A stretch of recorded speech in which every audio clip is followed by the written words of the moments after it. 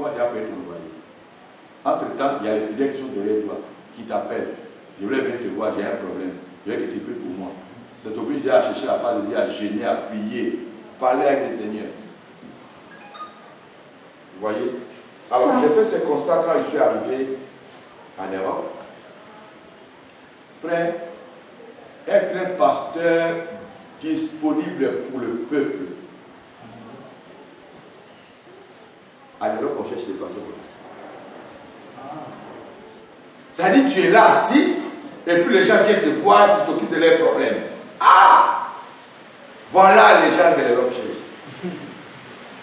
Or, l'Afrique ici, là, c'est versé. Là-bas, chaque pasteur, le matin et le soir, ça va chercher l'argent. Il rentre le soir. Là, le soir, il rentre déjà fatigué. Comme il se repose pour récupérer la force, il demain doit repartir. C'est le dimanche dans le temps.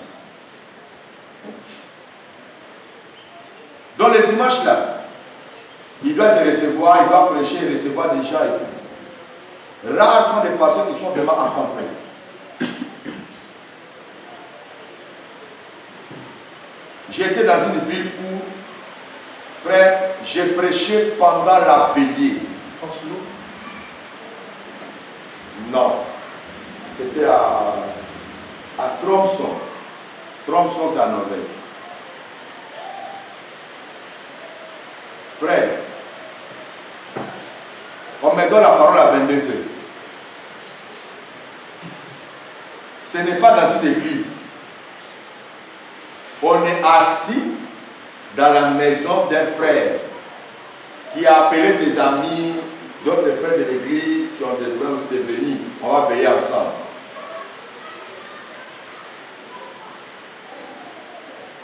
Il compte sur toi de venir jusqu'à matin. Il n'y a pas d'instrument. Il n'y a pas chorale pour dire que non, chorale va chanter un peu. Frère, il y a des fois quand ton formateur te donne un exercice qui est difficile que je n'ai jamais fait là, il faut le faire. Parce qu'il sait qu'il n'y a pas été de préparer. Il va dire, oh non, laisse-moi, on va aller un peu. Tu vas échouer. Parce que ce qui t'attend de mettre de l'état. J'ai vécu cette expérience avec le Seigneur quand un ami m'a invité à Bournois pour la première fois à une veillée. Frère, je me suis préparé, mais sans savoir quelle heure j'allais prendre la parole. Ils ont fait leur convention. Et la convention devait prendre de faire une veillée. Et ils m'ont invité comme l'orateur principal. Quand je suis arrivé, alors, à 22h, l'homme de Dieu dit, bon, on va à l'église. J'arrive là-bas, il y avait au moins 4 pasteurs assis derrière. Et je faisais partie parmi ces 4 pasteurs. Vers 23h, le pasteur de l'église m'a approché et dit, apôtre, oui, c'est toi l'orateur principal, hein? Je sais. Mais c'est toi qui conduis la veillée jusqu'à matin. Mon cœur fait boum. J'ai dit, tu es prêt à voir à quelle heure? Au 23 secondes. Quelque chose me dit, il ne faut pas dire non. Frère, je n'ai jamais prêché de 23 jusqu'à matin. 6 heures. Je suis le seul orateur, je dois prêcher, faire des délivrances jusqu'à matin. Quelque chose me dit, tu ne dis pas non, dis oui. C'est une nouvelle expérience. Va avec. Amen. Donc je dis, il n'y a pas de souci. On va faire la part. J'étais assis. Et ils sont à l'aise parce que avec les délivrances, tout ça, eux-mêmes ils ne sont pas dedans. L'église pleine, les gens sont de danser, chanter. J'étais assis, j'ai dit Seigneur, je commence par où je termine comment? Dieu me dit, le Seigneur a commencé à m'inspirer. Voilà comment tu vas aller. J'ai pris une feuille, j'ai pris une pique, j'ai commencé à écrire les étapes que Dieu me donne. Fini, j'ai pris. Et j'attendais le moment. Frère, minuit, moins, on me présente au nom là-bas. Je dois aller jusqu'à matin. Et croyez-moi, ce jour-là, la veille, elle est jusqu'à 8h du matin. C'est une expérience que j'ai vécue avec Dieu. Il ne faut jamais accepter la facilité dans ta vie. Jamais. ça ne va pas t'arranger plus tard. Il ne faut jamais dire Allah mollo, mollo, mollo. Il y a des choses qui s'imposent à toi. Va avec. Tu auras une nouvelle expérience dans ta vie. C'est Dieu seul qui savait ce qu'il est en train de me préparer devant. Et j'ai pris la parole. Quand j'ai commencé à être là, le Saint-Esprit m'a inspiré. J'ai commencé avec des paroles de connaissance. Frère, quand je dis à mon paf, tu décolles. Il n'y a pas de retard dans ça. Il y avait une dame qui m'a interprété là. J'ai dit à la dame là, ça va? Elle dit oui papa. Il m'a dit on dirait ça va pas. Elle dit non ça va. Il m'a dit non. J'ai dit regardez là, elle est sous l'onction. Ah boum, elle est tombée comme ça.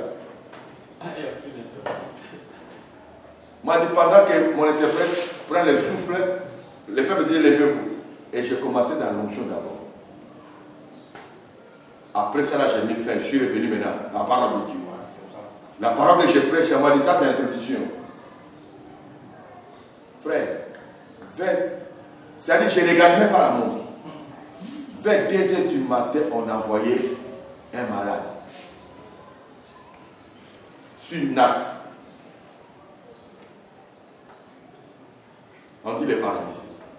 Il ne parle pas. Donc il voulait déposer les malades. Il y a des pasteurs venus. Il est parti voir là-bas. Et puis il est venu dire, ah, ils ont envoyé un malade. Il est sur une natte. Il m'a dit, gloire à Dieu. Ne la gardez pas derrière. Envoie-la devant ici. Ils ont envoyé le malade devant. Sur la natte. J'ai dit aux animateurs, louange. Louange, louange, louange, louange. J'ai dit au peuple, vous croyez que ce monsieur sera guéri? Ils ont dit Amen. Pasteur, vous croyez qu'il sera guéri? Amen. J'ai dit, les pasteurs descendaient. Ils sont descendus. Priez pour lui. Oh, j'ai cru que dans l'air qu'elle dit, mais oh, non, t'as donné tout. Mais je savais ce que j'allais faire. Ils ont prié, les malades sont couchés. Amen, amen. Et puis il me regardait.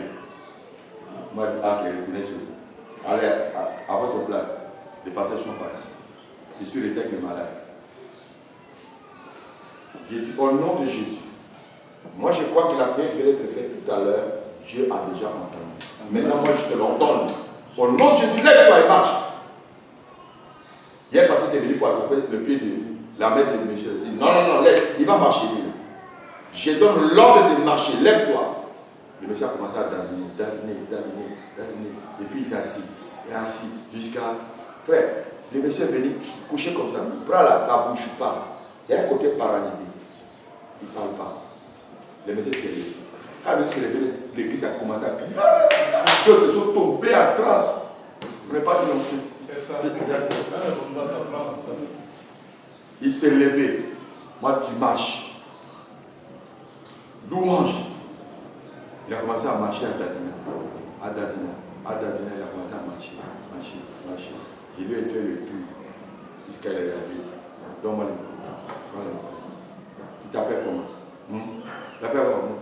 Tu vas parler au nom de Jésus. Je compte jusqu'à 3. 1, 2, 3. Donne-moi ton nom. Tu t'appelles comment? Il a donné son nom. Frère, quand il a donné son nom, il y a au moins un groupe de personnes qui sont tombées là-bas. Boum! Tu vas dormir comment? Dis que non, je suis fatigué. Ça a commencé comment? Ça dit, tu sens l'onction fraîche qui prend toute la salle. L'huile qui coule. Ah, bon. Donc, frère, en même temps, il a dit son nom. C'était l'achèvement même de la délivrance. Sa maman est venue devant. Ses frères, la danse. Frère, si on te dit que ce monsieur est venu prier sur une qui ne veut pas croire, le monsieur a commencé à danser normalement. Il a libéré tous ses sens. Et ça continue à jusqu'à 8 heures. Qui va partir? Personne ne dort. Tu sais, il y a des veillées, et puis l'église là, quand tu es devant, il y a une porte qui fait face à la route, la grande voie. La nuit, tu ne vois pas les gens. Ok? Mais maintenant, on voit les gens qui passent, les voitures, 8 heures.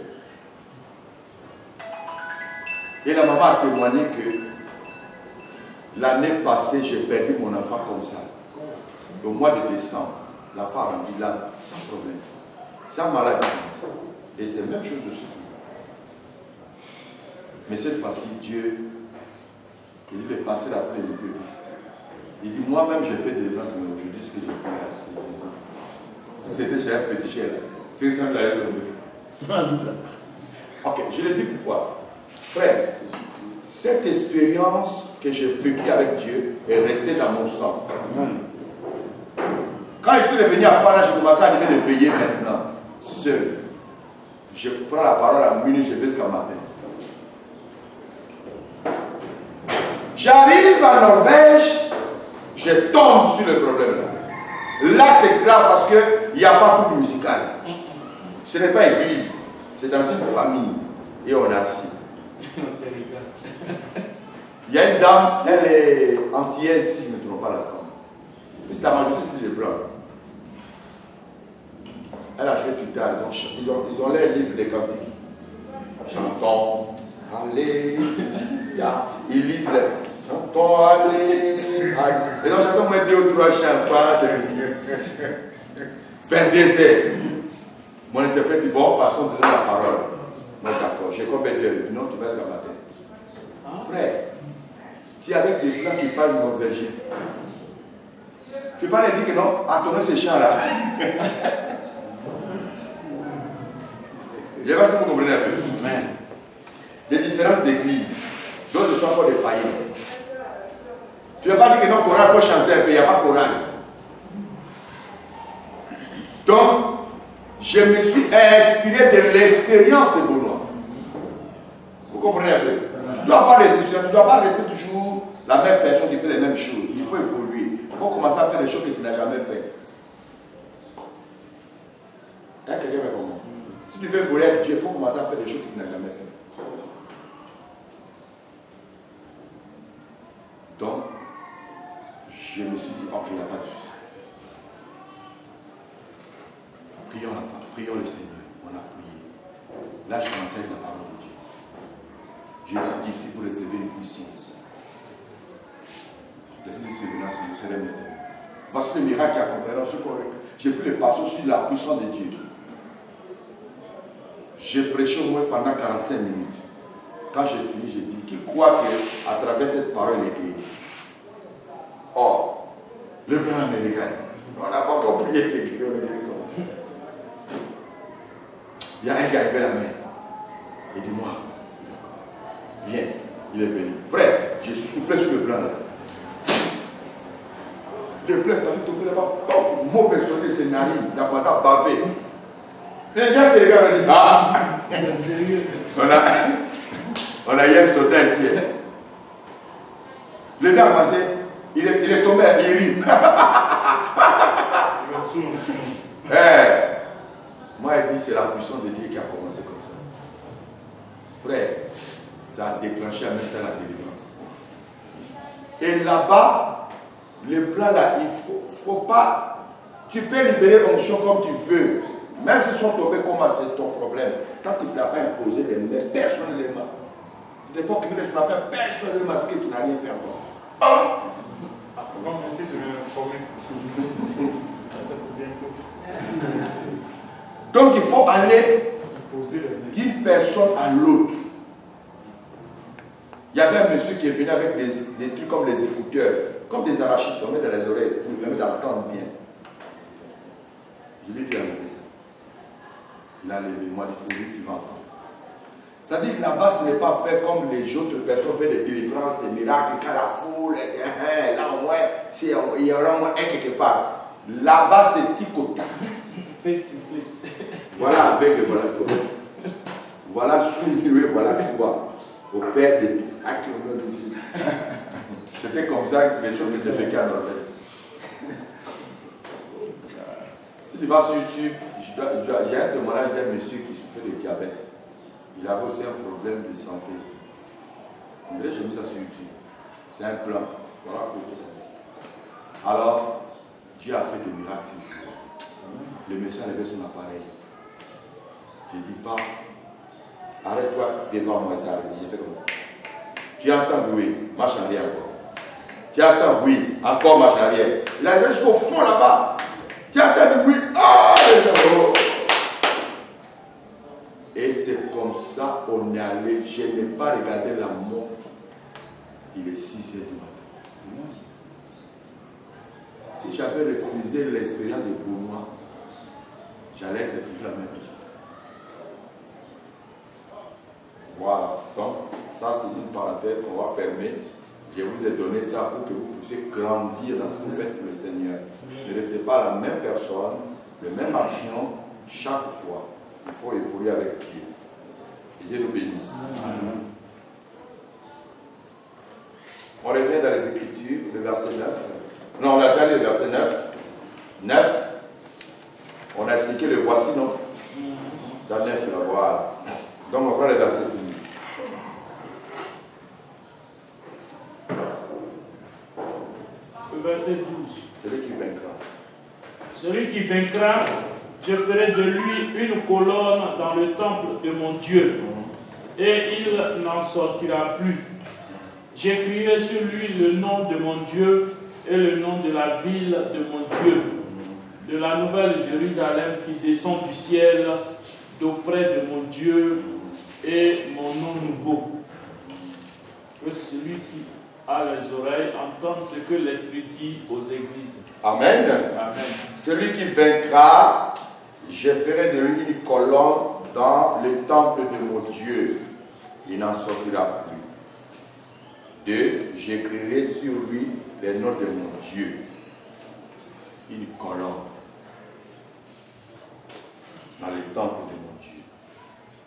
Vous voyez? Vous savez que la colonne supporte le poids de la maison. Très souvent, quand les gens veulent détruire une maison, ils vont casser les colonnes.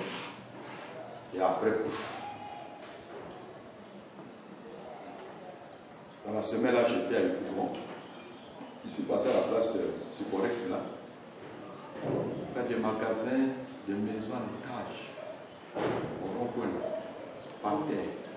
Où est la pharmacie? Puis la pharmacie, mais de l'autre côté. Ça fait un peu face à la station. Maison à l'étage, des magasins qui sont là, par terre. L'autre long, par terre. Donc tu vois, quand ils cassent là, ils viennent, ils percent les billes, boum, boum, boum. Ils voient les colonnes. Et puis, paf, ils tapent les colonnes. Tu vois, boum. Les colonnes, ça soutient la maison.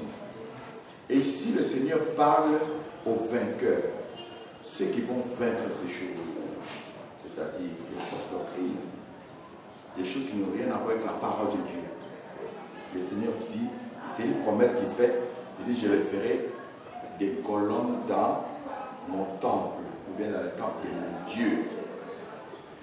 Or, nous savons bien, dans Galates chapitre 2, le verset 9, on va lire ça, pour mieux comprendre ce passage-là.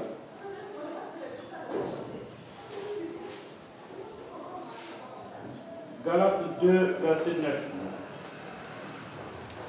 Et ayant reconnu la grâce qui m'avait été accordée, Jacques, Céphas et Jean, qui sont regardés comme des colonnes, me donnèrent à moi et à Barnabas la main d'association afin que nous allassions, nous vers les païens et eux vers les circoncis.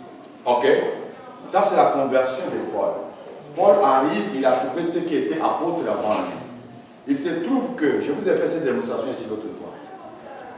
J'ai dit que Jésus avait 3 différentes personnes qu'il a approchées.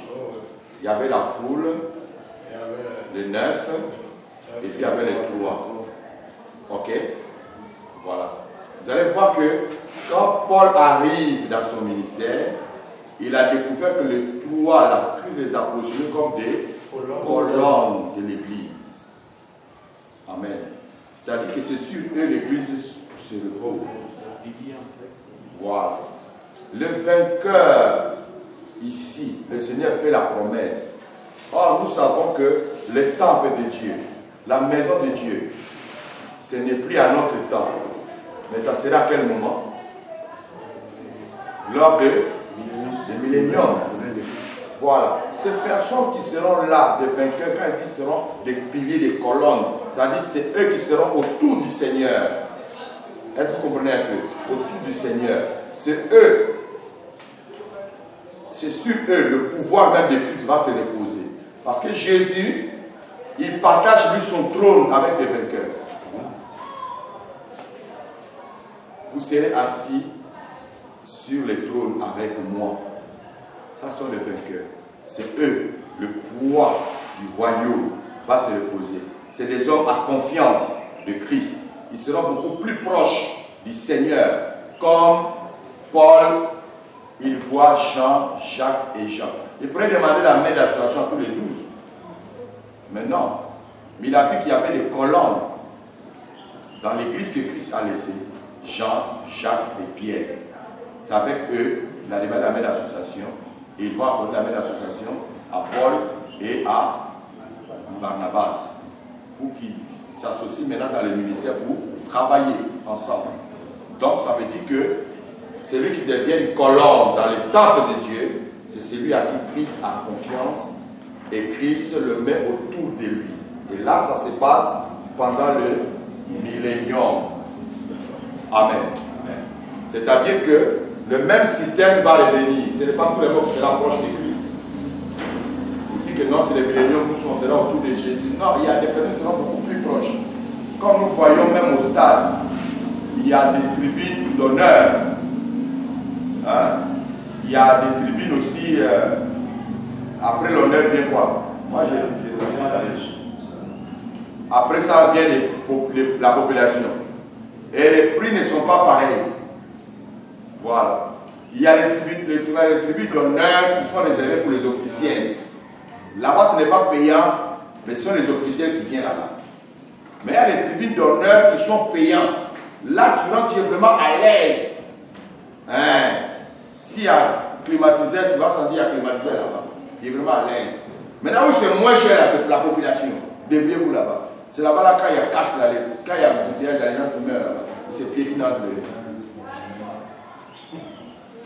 Mais ici, les colonnes sont à côté du Christ.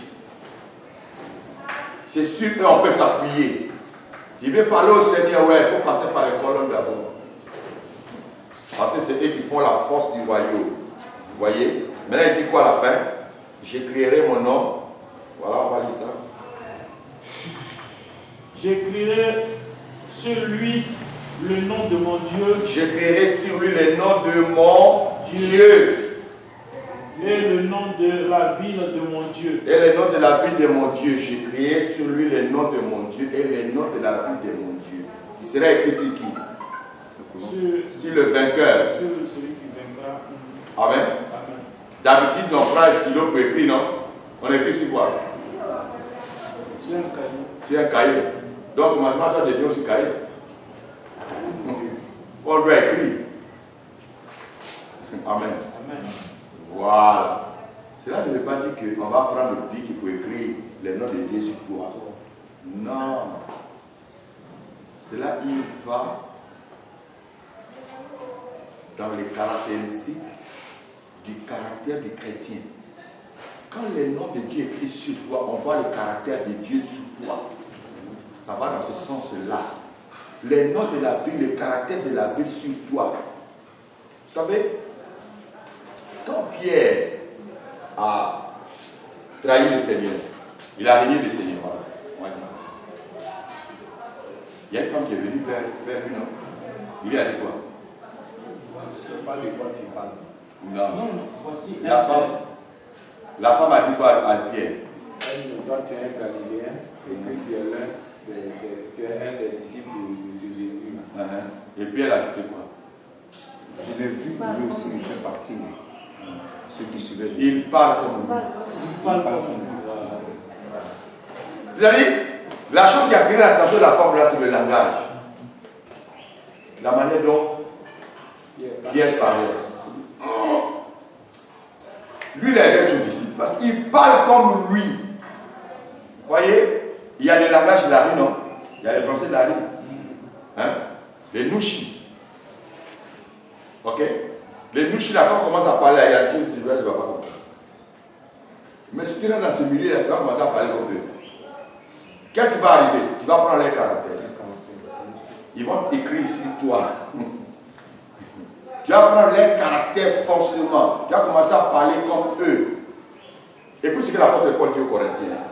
Alors, dans 2 Corinthiens chapitre 3. On va lire verset 2 jusqu'au verset 2 Corinthiens 3. Verset 2 jusqu'au verset 3. 2 Corinthiens 3. Verset 2 jusqu'au verset 3. 2 à 3. C'est vous qui êtes notre lettre. Il faut commencer verset 1. Voir. 2 Corinthiens 3, à partir du verset 1. Commençons-nous de nouveau à nous regarder nous-mêmes?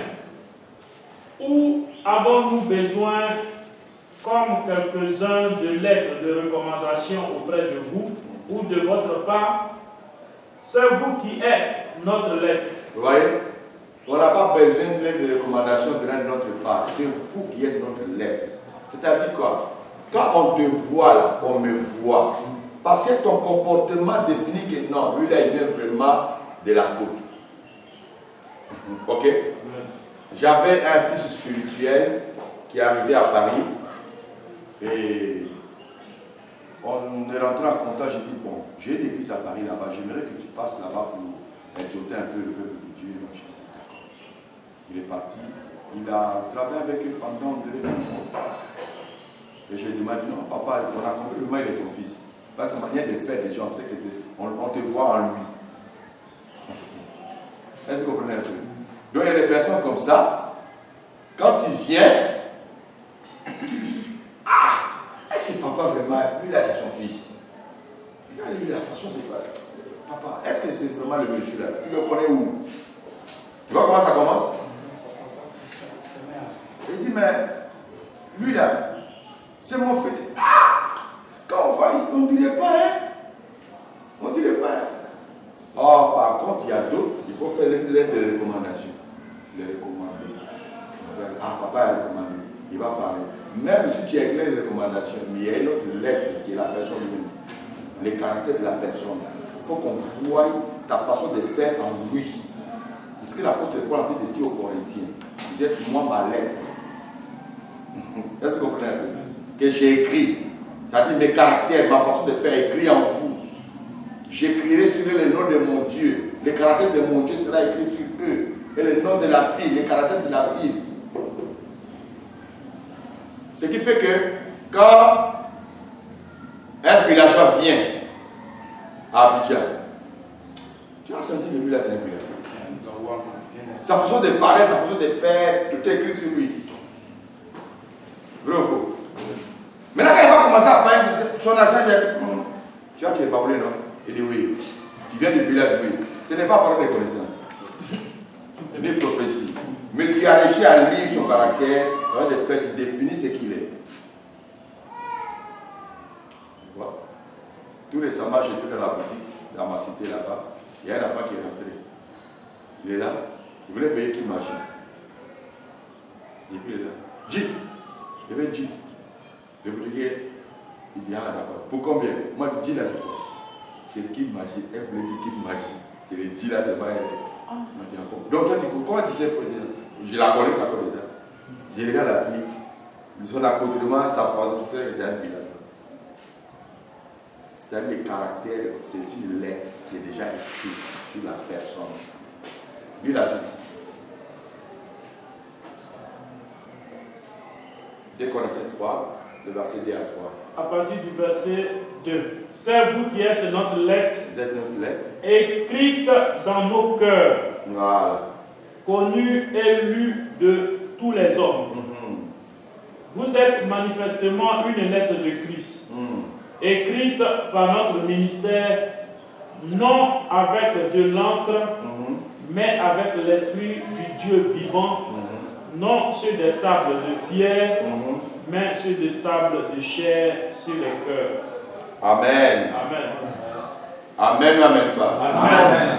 Voilà. Donc, écris les noms de Dieu, c'est juste simplement écrire les caractères. Les caractères qui seront écrits en toi. On verra Dieu en toi.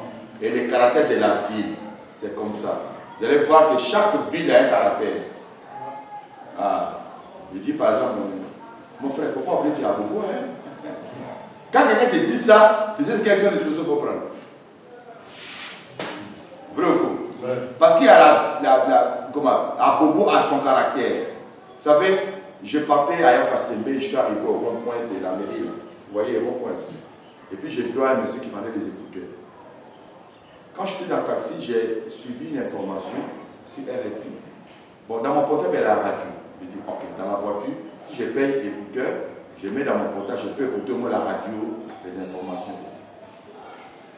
Donc je vois le monsieur qui vendait l'écouteur. Je dis, ah, le petit vient. Et c'est combien il me donne les prix? D'accord. Je fais sortir. Quand je rentre à Bobo, mon portable rentre à poche. Sécurisé. Je connais les caractères à Bobo. Là-bas, il y a les microbes, il y a tous les voyous. Donc en même temps, ça rentre dans la poche. Mais là, maintenant, au moment où j'ai fait sortir. Donc, il dit, donne-moi ton portable là. Dans ma tête, il dit, je connais les caractères. Donne-moi toi-même. Donne-moi écouter là. Il m'a donné, j'ai mis dans mon portable. Donc j'ai mis dans mon tête. J'ai dit, écoutez, ça ne parle pas. J'ai enlevé. Je voulais dire, mais donne-moi des heures. Puis après, j'ai dit, ah, mon petit, tu as Bobo là. Et puis tu as iPhone. J'ai dit, mon petit, c'est bon. J'ai le mis dans la poche. J'ai dit, je ne peux plus. Il dit, moi, d'avant, ça ne parle pas. Allez. Voilà. Donc, le nom de la ville là, c'est la vie de la paix, la vie de la joie. Tout cela est écrit sur toi. Tu auras ce caractère-là. Que Dieu bénisse sa parole. C'est ainsi que l'âge nous dit à la fin que celui qui a des oreilles entend ce que l'Esprit dit aux églises. On n'a pas dit ce que Jean dit. On dit ce que l'Esprit dit aux églises. C'est-à-dire que ce passage-là, ou alors cette lettre-là, s'adresse à toutes les églises. Vous voyez? Et c'est cette phrase que Dieu, dans chaque lettre adressée aux églises, est exprimée ainsi à la fin de la lettre. Que celui qui a des oreilles entend ce que l'Esprit dit aux églises. Ici, d'abord, vous voyez, aux églises, c'est écrit au pluriel, plusieurs églises. Voilà. C'est-à-dire d'abord, on voit d'abord les 7 églises de l'Asie. Voilà. Après, maintenant vient le corps de Christ. Ok? On dit le corps de Christ, on ne dit pas les églises corps de Christ. On dit le corps de Christ. Maintenant, à la fin, viennent les églises locales. Partout dans le monde. Parce que toutes les églises locales ne font pas partie des corps de Christ. Vous savez différencier ça. Voilà. Très souvent, j'entends les communiqués. Nous appelons toutes les églises corps de Christ de Côte d'Ivoire. De venir. C'est des erreurs, hein? Mais on comprend ce qu'il veut dire. Sinon, quand on dit l'église, corps de Christ, c'est l'église sans tache, ni ride, ni rien de semblable. Voilà. Ça nous ramène à la construction du temple du roi Salomon, le temple de Jérusalem. On dit quand on construisait ce temple-là, il n'y a aucun bruit qui se fit attendre, ni d'un marteau, ni d'un pirin. Pourquoi? Parce que toutes les pierres étaient taillées en avant. C'est-à-dire que on prenait des pierres déjà taillées et puis on venait positionner. C'était comme ça. On ne prenait pas de pierres pour venir, étant là, on prend un marteau, et puis on positionne. Non. C'est l'image du corps de Christ. Celui qui vient pour être membre est déjà taillé en avance. C'est-à-dire né de nouveau, là tu deviens membre de l'école. Est-ce que tu comprends? Que Dieu bénisse sa parole. Amen. Il y a question.